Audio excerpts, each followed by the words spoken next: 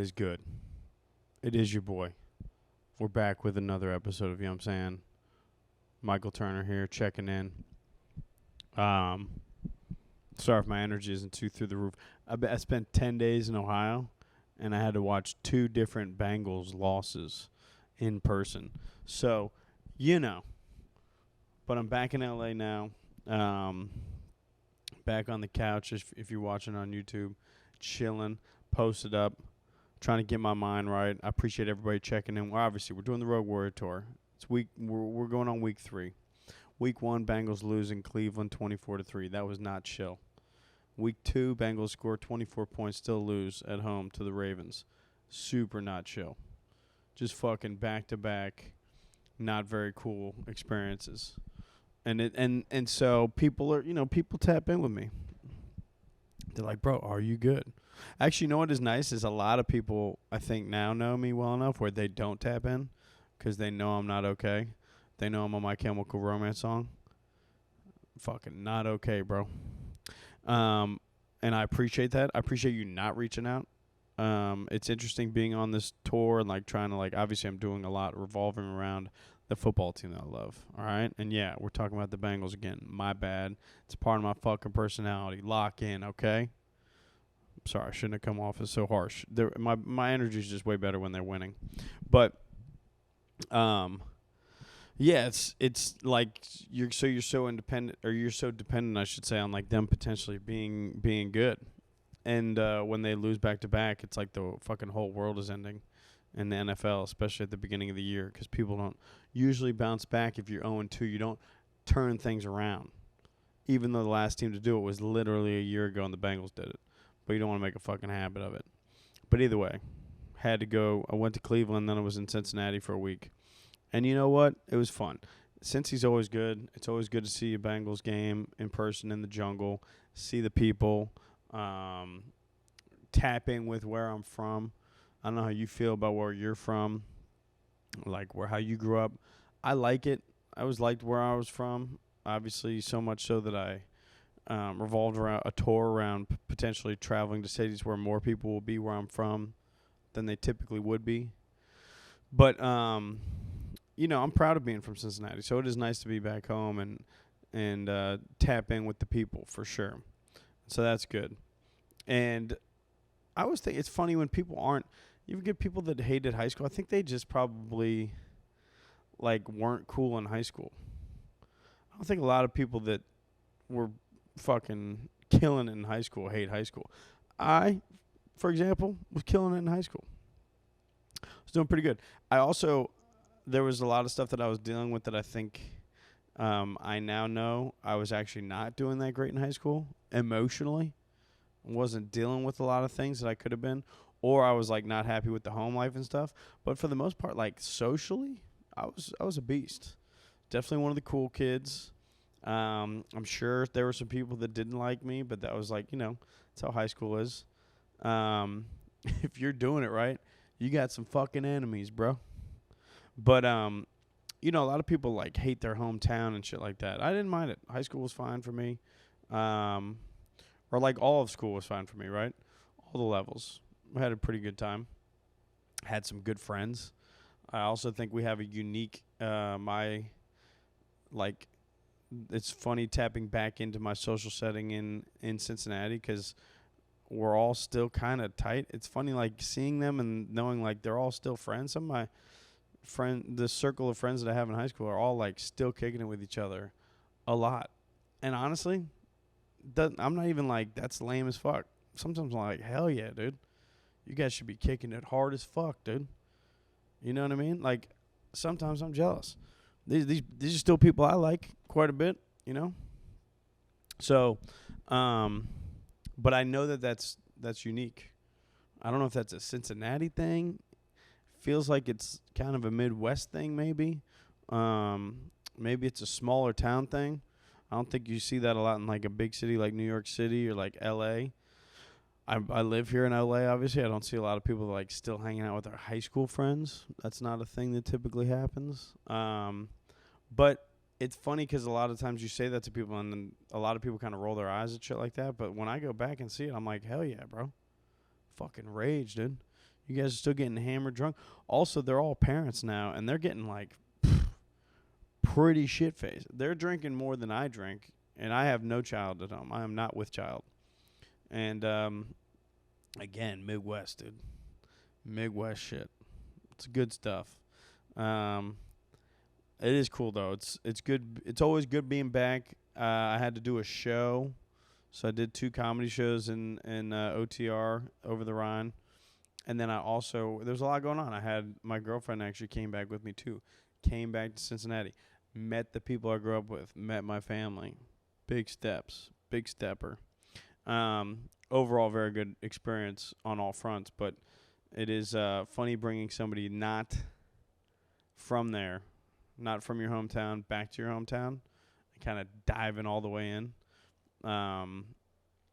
And it's an interesting perspective I have when I go back to Cincinnati, because I'll put a show on, and you don't really control. First of all, I want all these people to come out. I definitely don't want to tell certain people they shouldn't come out or something like that. That's not my role when I do this comedy thing. Like, you don't really control who can buy tickets or not. You're very publicly telling everybody that you possibly can, I have a show, you should buy tickets, I should make money off of that because I've worked hard to do this, right? Like, that's kind of how you communicate it. And so you don't know who's going to show up, and a lot of times it ends up being a little mini reunion. Like, we had 2 shows. One night, at the beginning of these shows, I typically ask, like, who knows me on a personal level? Or I flip that, actually. Who doesn't know me on a personal level? And I try to see who's, like, a stranger in the audience. We did 2 shows. The Friday night, that was, like, 50-50. Saturday night was, like, I think there might have been 2 people in the second row. This mother-daughter that came out from Kentucky were kind of taking a chance on a night out. Other than that, it was, like, everybody knew me. They either knew me personally, or, like, maybe they knew our family or knew my brother or sister or something like that. But they definitely knew me, or at least felt as though that they knew me so much. When I asked that question, they didn't say a fucking thing. Everybody was like, yeah, we all know you. So it is a different level of stand-up. It actually is, like, not even – it's funny. They probably think there's levels of how much better I can get, but, like, literally that show has nothing to do with any other show that I do. It's always completely different than any other show, because it's, like – not I don't know. I was just there like 6 months ago. I'm not the type of guy that's writing a new 45 every 6 months. I'm barely writing a new 45 every couple of years, right? It's always like maybe the same types of things. You're building on stuff, you're fine-tuning jokes and stuff like that. I keep it super loose too, so like a lot of times I'm just kind of riffing, but like when you riff with people that you know, you can't really do that, because it's like, oh, this is Todd. I know Todd. I actually know his wife. Like, that's not a funny person to riff on. Like, how long you been married? It's like, that's actually a mean thing to ask, because I should know that, because I was invited to the wedding. I think some things got in the way. You know. Oh, no, I actually went to that wedding. I was at that wedding. That was on a rooftop a couple years ago. So I know that, right? So that's what I'm saying. You can't do crowd work like, you know, I'll tell you what is not good crowd work. Being like, hey, how's everything on the home front? Parents still good? Like, real questions that I actually care about, because I know these people on a personal level. So, like, that changes. You can't really do that. I mean, I'm self-conscious about doing material that I've repeated. I was literally there in March. It's only September. So, you know, there's some stuff that I got that is new, but also there's a lot of stuff that is recycled, right? So you're in your head about that. So I tried to keep it as loose as I could. I think I did a good job of that. But it is an interesting perspective on stand-up. Sometimes I get, not going to lie, sometimes I hate it. It's like sometimes my least favorite sets to do, which is stupid because it's a bunch of my people that I love and that they love me. So they actually are going to give me a lot of leeway on my jokes. So I was proud of myself this last time, and my girlfriend actually brought it up. She said that my level of stress or like overthinking of it didn't make sense to her, and she was like, this should be the one where you keep it as loose as possible and kind of do whatever. And so I was like, yeah, you're right. So I just brought out some shit that I was either some jokes that I might have only said like once or twice, or some things that I've kind of tucked away in the past. I did a couple of stories about like literally growing up in Sycamore High School, and like some shit. My brother was in the audience, so I had some jokes about that, about my mom, shit like that. And so, and you know what? It was fun. some of the most fun I've had doing a set back in Cincinnati because I finally was able to. I thought I did a good job of just fucking letting loose and doing the damn thing. Because sometimes that's when I'm best, when I'm as loose as can be. So ended up being good. Was very fun. Was good to see everybody. The first night I was there, the director of my show choir in junior high was there. Paulie Savage. Shout out to Paulie Savage. We're giving out full names on this pod.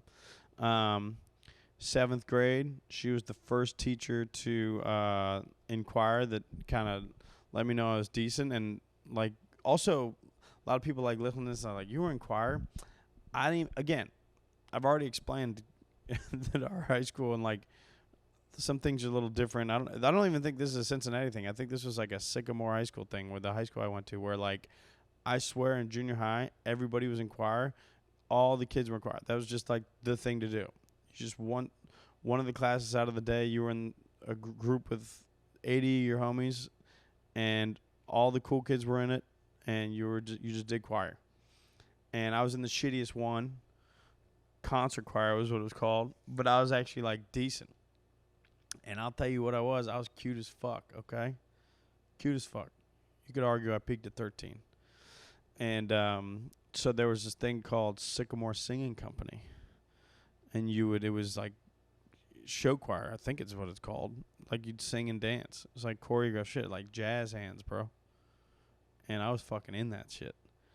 And honestly, I used to be like kind of weirded out by like telling people that, but like I'm literally making a living on stage. That actually checks out that I was in that back when I was 13, 14. I was always kind of somebody that wanted to be in front of people and perform and stuff like that. I didn't know how it would end up looking. My voice didn't age as much as I wanted. If I could have just fucking Justin Timberlake this fucking life, dude, you don't think I would have? Fucking Biebered it up, dude, getting blowers at 16 by whoever, whatever age, you know what I mean? It ain't statutory if you're Justin Bieber. Well, actually, honestly, it definitely still is, but, well, he ain't gonna say. Shout out to Bieber. Shout out to Justin Timberlake.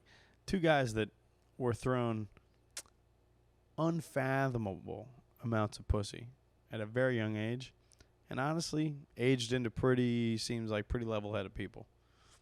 I think about that sometimes.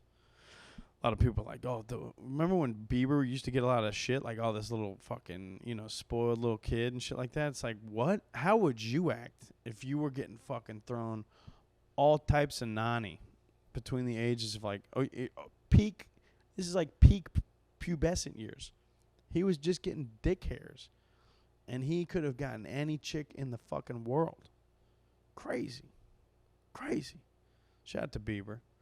But my singing capabilities weren't, they were. I don't know if I had the work discipline, the work ethic for doing it like they did. I don't know if I could write the songs either. I don't even know if they write all their songs, but yeah, back in the day, that was the thing to do. And so Mrs. Savage was the teacher that was like, it was outside of school, it was after school, and you had to try out for this thing. And a lot of 7th graders didn't make it. It was a lot of 8th graders that made it. I was one of like, I don't know, 5 or 6 7th graders that made it. Big deal. Felt like a big deal at least. It was probably like it was probably a bunch of these teachers were like, okay, so these boys will probably be gay within 3 years. But I wasn't. I was in there. Some cute chicks in there. I was falling for them. I was feeling it, bro.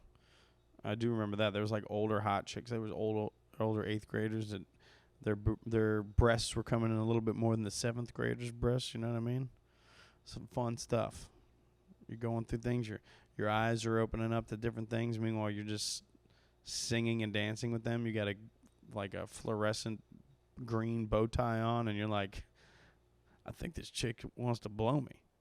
It's like, no, dude, she thinks you're the gayest dude in the school right now.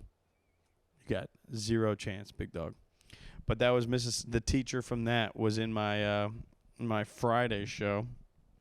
And that was nice. She got to see me have a 2 to 3 minute bits about finger fucking. Shit like that. I'm sure she was proud of that. No, she was actually like super appreciative about it. It is. It was nice. She talked to me afterwards. I don't think she had any reason to be, you know, lying about anything or like facetious about what she was saying about it. She was very appreciative of what I do, which is nice. You never know how. She's definitely older, right? She was, I'm sure, 30 something when I was being taught choir. So like, what is this? 20 some years ago now. So she's probably what, 50, 60, something like that. And you never know how those type of people will react to, what my, at least specifically my type of humor, but also just, jokes in general. Some people get fucking bent out of shape about shit. I guess she actually said that she had posted that she was going to come to my show. This was about a month ago. She commented on something that she was going to come to the show, and somebody messaged her and said, just to give you a heads up, he's pretty crass. And what I would say to that person is, go fuck yourself. I'm crass, fuck you. You know what I mean? But yeah, there's people out there that don't fuck with my shit that I grew up with. I'm sure they're like, why's he got to be so filthy? 'Cause it's funny, bitch.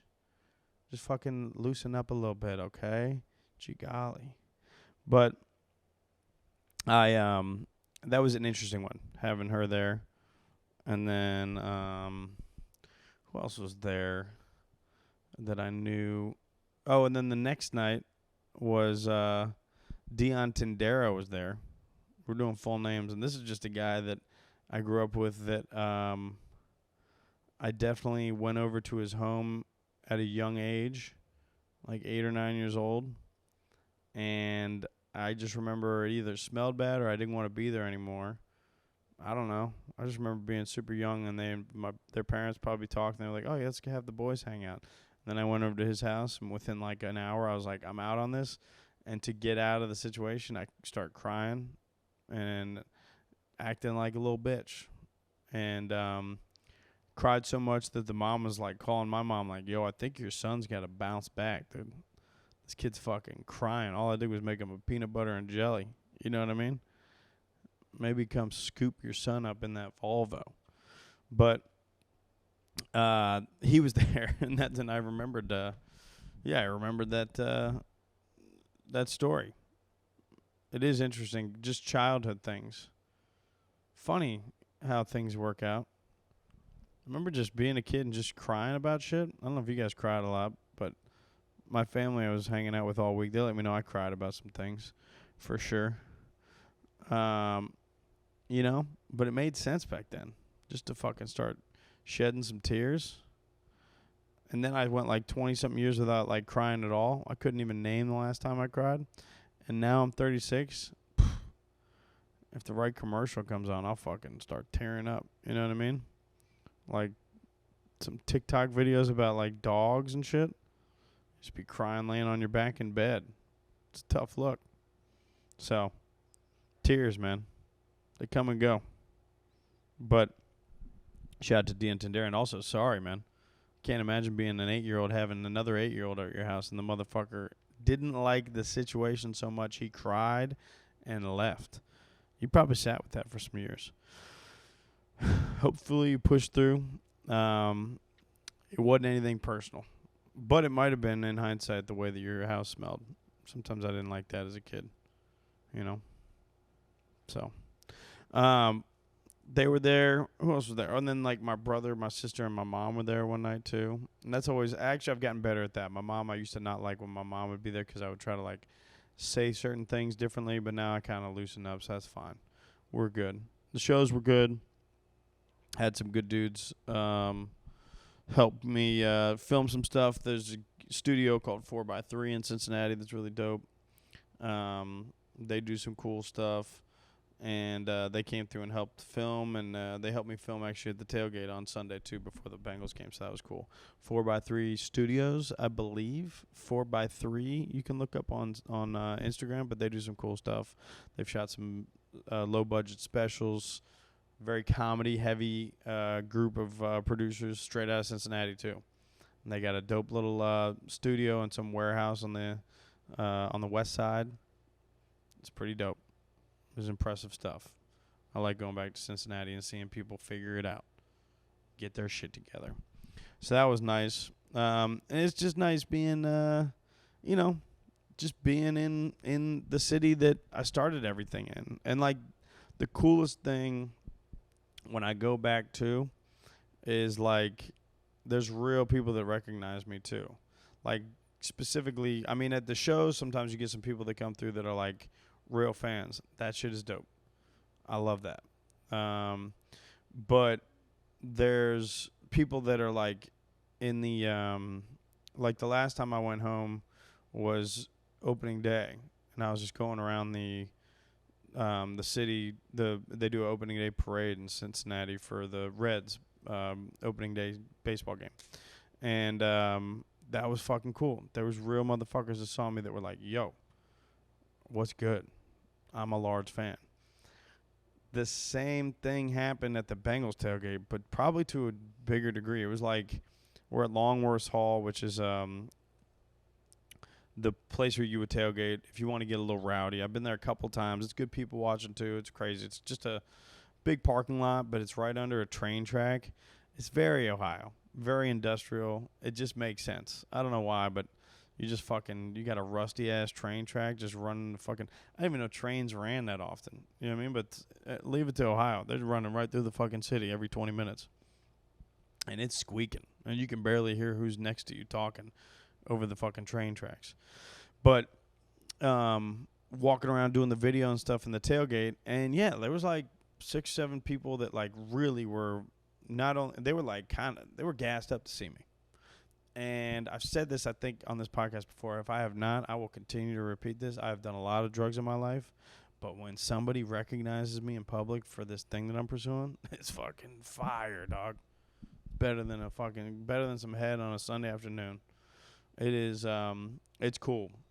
It's just good stuff, because also like I was out there with my brother, and then my girl was there with me, and you know, she's seen people get gassed up to see me before too, which is cool, but it's never not cool. And I hope it's an arrogant thing to even say, but I hope I never get to a point where I'm like not impressed with that. It's dope to have people appreciate what I'm doing. And the way that they came up and said, like, one dude was like, "Bro, I've been telling you about this guy all fucking week." Like, he was like, not only was he excited to see me, but he had been telling his homie about me. And his homie was like, "Oh shit, this is the guy." And he's been showing him my videos and shit like that. You know, there's multiple instances where people are like, "Yo, I saw you do the thing in Cleveland, blah, blah, blah." So like, and if you're watching this right now and you're one of those people, comment. Fucking say what up. I want to stay connected with you. I appreciate you guys fucking with me so much. And it means a lot. And this is what we're trying to do. I'm trying to build something. I'm trying to build something within a community that already exists too. If you're a Bengals fan and you like laughing in public, come fuck with your boy. You're probably going to think my stand-up's funny too. Because that one of the dudes was super excited. I had to check and be like, "Bro, you didn't come to my show last night. How much of a fan are you, dog?" You know what I mean? But he was cool, and he made the video too, so hopefully he's gassed up on that. But like there was like 6 or 7 people that like they came up, dapped me up. There's this dude that sits behind me in these seats that I have sat at before that knows me from stand up too, and that was cool. So shout out to Jarrett Martinez. But yeah, that shit is cool, and it's what I'm trying to do, and it's what I'm trying to continue to elevate. So that's the type of shit that gets you energized for moving forward and stuff like that. Because at the end of the day, the Bengals are sitting at 0-2. I'm on a thing called the Road Warrior Tour, and we're traveling with the Bengals on the road every week. So when they fucking lose, that shit sucks. So I got to look for the nice things that happen, which is people coming and fucking with your boy. And people are freaking out. Like, people are like, "Oh, man, this probably sucks. Is the season over?" It's like, dude, no. The season's not over. Also, like, let's say it doesn't go good at all. Like, I'm fucking in this bitch. You know what I mean? Like, I'm not, like, wavering. I feel like people sometimes they try to, like, they're like, "What, are you still going to do it?" Bro, it's done. It's happening. This is happening regardless. And also, like, I haven't rooted for the Bengals when they've been 7-10 or whatever the records might be, right? Like, I'm always rocking with the squad. I'm always going and watching the games. It doesn't matter what their record is. I will say, when they've been like 4-11-1, and they literally have acted in ways that felt like personal attacks against me as a fan, those have been tough years. But what this organization is not doing is like they're not trying. They're actually trying as hard as they've ever tried, and they've shown that. And so it is definitely an organization that has proven to me that they've got my fanhood for sure for this year, regardless what happens. Right? Am I upset that Joe Burrow might have been rushed back a little too early and he got a fucking what's wrong with my boy's calf? You know what I mean? Is it fucking hurt again? I don't know what the fuck's going on. That shit concerns me.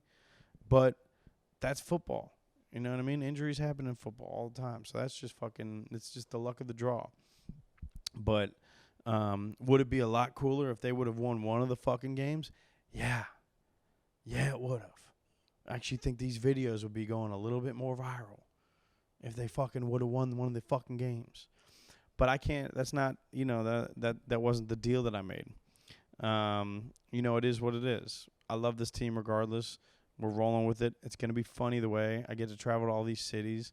We're going to Nashville next. We got fucking Phoenix pulling up. Phoenix going to be dope either way. That's fucking second hometown love. San Jose, the Bay Area, the Yay area. You don't think I know Mac Drizzy? So it's all going to be fun. And I'm looking forward to it still. And it's like, and I guess I'm saying all this because it's like, it's been a dope. The first 2 weeks have been super dope to do all this shit, but it also has kind of fucking sucked to have to go in, watch the Bengals lose in person back-to-back weeks. So, fuck that shit. You know what I'm saying? But other than that, we chill with the fam. That's always a plus. Being in Cincinnati is nice. Like, you go see the Bengals, you go to your comedy shows, but at the end of the day, I get to see my mom for the whole week. I see my sister. My brother was back. My girl came through. She got to meet everybody and hang out. It's nice stuff. My mom's getting older. She's, they're just, every time you visit your family at these ages, it's nice. It's nice. So those are the positives, too. I got to eat Skyline chili 3 times. So I don't know how I look in the YouTube right now if you're watching on video, but if I look like I gained 4 pounds, it's all chili, big dog. It's all chili. Had my girls try Skyline for the first time. Unimpressed.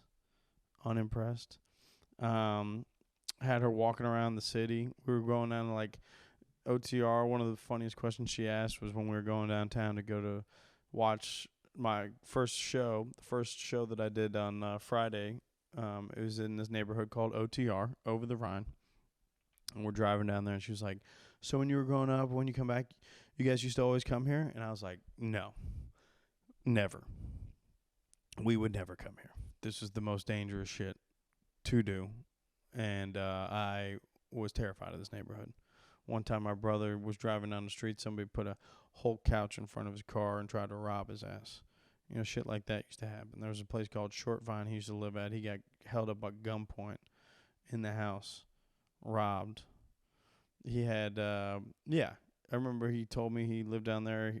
Within the first, couple weeks of living there, he saw 4 dead bodies. You know what I'm saying? Fucking, they would have loved that and Stand By Me. You know what I'm saying? Shout out to River Phoenix. 4 dead bodies in a fucking couple weeks? Gee golly. That's fucking crazy, bro. So, that was not a part of town that we used to go to at all. But shout out to gentrification. You know what I'm saying? Shout out to the whites really taking control of these areas. I will say, looks like we're losing the stronghold. I think the black community is kind of creeping back in. The last couple times I've been down in OTR, and good for them. It was theirs to begin with. You know what I mean? They saw what we did to the American Indians. They're just going to let that happen to their people too. And Over the Rhine, go take it back. It's yours. But it is also, that's the other thing. Kiki is, my girl is, she's Asian. And she was like, this is a pretty black city. And that's the other thing. She's from California. So she's from Central California. It is a city that has, and then you look it up. I didn't know it is actually 50-50. You just don't see it because it was also pretty segregated. I grew up around a decent amount of black people. There was not nobody, but it wasn't in the suburbs, it wasn't like 50-50, right? But like down in the city of Cincinnati, like you can get into some things, and if you're not comfortable with being around a large amount of black people, better get comfortable, because some people are not, and those people are usually pretty vocal about it. They're like, "Hey man, there's a lot of black people down here, huh? You didn't warn me." It's like, "Oh, I didn't know I had to warn you." But yeah, welcome to Cincinnati. All those cities like that. But you know, it was an important thing to grow up around black people. I always say that. You know, you learn how to fucking. They'll talk shit. You better talk shit back. You know what I mean? They'll fuck around and steal your girl. So, say it with your chest. That's what I say. But it was also cool to just show her like the city as a whole too. Showing somebody Cincinnati that has never experienced it as fun. Like, I mean, mostly just being from Cincinnati is just defending putting chili on spaghetti.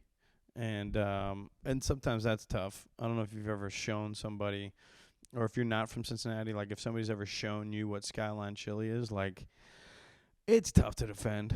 The picture is kind of alarming.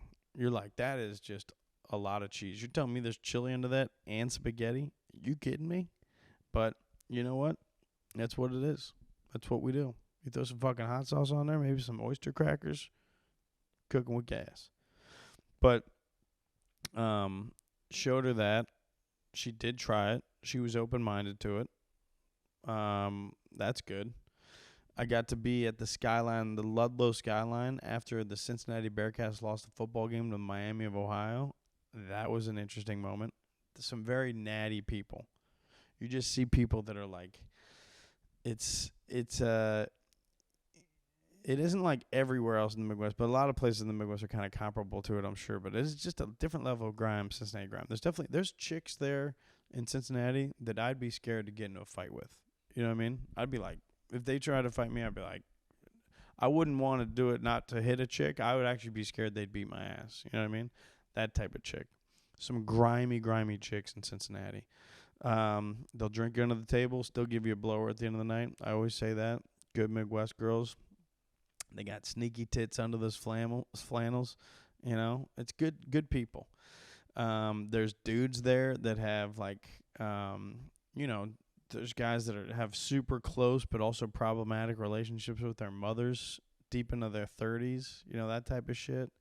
You know, there's guys that have just no sense of style at all. Their entire wardrobe is just TJ Maxx and like jerseys that were from China. You know, just cheap China jerseys. Those people still exist very much there. Their entire shoe collection, they don't have any loafers. It's just Jordans, you know, shit like that. Again, from China, not even the real ones. I noticed that there's a lot of leg tattoos in the Midwest, which is always, I don't know, it's like just a tattoo on your calf that doesn't really make that much sense. You know what I mean? Because, like, I lived in Phoenix for 15 years, and then now I'm in L.A., and a lot of good people understand what a tattoo can do for you to elevate your look. My girlfriend has a bunch of tattoos. She gets compliments on them all the time, because if you look at them, it's like, oh, these are smart choices. These are good tattoos. They all kind of line up. Some of them have a story a little bit, aesthetically very pleasing, shit like that. But, like, back in the Midwest, like, you just got a dude that has, like, Tigger the Tiger on his calf. And you're just like, what's that for, bud? And he's like, honestly, that was a double dare. That was a double dare that I lost on a Tuesday night. And we went and did that. It's like, it has no, these stories are just actually just drinking stories. Like, my brother said he saw some dude that just had on his forearm, he had Oakley. And you'd be like, oh, is Oakley like he's like the sunglass brand or something like that? It's like, no, that's just a neighborhood in Cincinnati that he's from. And then he just got it all on his forearm to let people know that if he passes away, maybe bring his body back there and some people might be able to identify it. It's like, it's just it's a funky city. I love it. There's a lot of grown men with sports jerseys on. I would say like 50 to 60% of people in Cincinnati have a shirt that says at some point in the shirt, it says Cincinnati on the shirt. And I get it. I got a lot of shirts that say Cincinnati. You know what I'm saying? But it's funny walking around in Cincinnati with a shirt that says Cincinnati. It's just very, very prideful city. And, it's good. It's good being back. And it's also nice getting the fuck out of there. I would say that, too. But now I go. So this week I'll be back in LA. I'll be doing my thing. I will be fine with the Bengals. Don't worry about your boy. We're going to have a good time. We got the relationship with the Bengals is still working. We got those guys came out. Everything's fine. We're good. But I am, but I'm excited to keep it going. I get to take a little breather in LA. What have I been doing other than that, too? I was trying to think if I've been watching some movies. You know what I have been watching, which I want to give you guys a hard vouch for, but your boy's crushing. So I went and watched The Lincoln Lawyer, the film recently with Matthew McConaughey. And I don't know if you knew this, but there's a TV show, and it's kind of good. Also, Nev Campbell's in it, who is one of my first crushes ever. Shout out to The Craft. Shout out to Scream 1, 2, and all of them I think she was in. She's definitely in the most recent one, which is like, this seems like a money grab. But one of my first crushes, was obsessed with Nev Campbell. Also, still super sexy. She plays the first wife of the main character, the Lincoln Lawyer. It's also a super LA show, and I love that. I'm the type of dude that'll watch shit and always just be like, oh, my God, we've eaten lunch there. And that's pretty much what I do for the whole show. But it also is like, if you like the Lincoln Lawyer, the movie, it's just solving these crimes. It's literally just a show where if you understand the importance of client and what is it called? Lawyer-client privilege? Is that what it would be? Lawyer-client privilege. Yeah. If you understand that, that's half the show. It's just being able to know what he can and can't say and who he can communicate it to. I love that shit. It's a little bit like the movie, but it's just elongated for 10 episodes. Hard vouch. Juicy stuff. Well written. Pretty sexy people. Courtroom shit. Fucking let's go. So I've been crushing that. And then I've just been crushing beyond the Bengals. Just been crushing Reds baseball. Right now we're the Cincinnati Reds. The thing is, I'm so focused on the Bengals, sometimes I forget about my Red Legs. They're potentially going to be in the playoffs. And so that will add to my stress level. So the next 2 weeks, I get every single day there's a baseball game that kind of matters a little bit. As long as they keep winning, we're in this fucking thing. So that's exciting. That'll get an uptick in my beer consumption. So I'm excited about that. So that could be fun.